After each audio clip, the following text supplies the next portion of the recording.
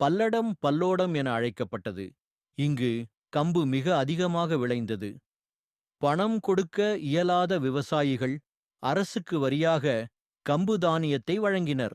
ஆனால் இந்த தானியம் நேரடியாக அரசுக்குச் சென்றதில்லை. அது திருமுருகன் பூண்டி கோவிலின் நந்தவன பராமரிப்புக்காக வழங்கப்பட்டது.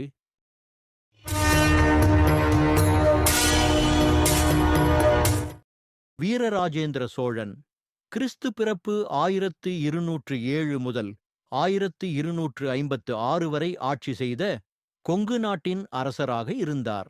அவரது உத்தரவால் கோவில் நந்தவனத்துக்கு 48 கலம் கம்பு ராஜகேசரியால் அளந்து கொடுக்கப்பட்டது என்பதை கல்வெட்டு கூறுகிறது. இதில் அளக்க பயன்படுத்திய மரக்காலின் பெயர் ராஜகேசரி என கல்வெட்டின் வாயிலாக தெரியவருகிறது.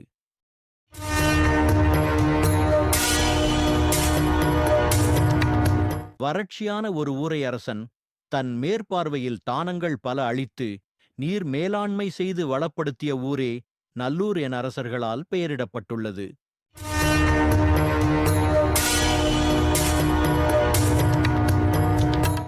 வீரராஜேந்திரன் பல்லடம் பகுதிகளில் வறட்சியை போக்கி வளமான பகுதியாக பல்லோடத்தை மாற்றியிருக்கிறார்.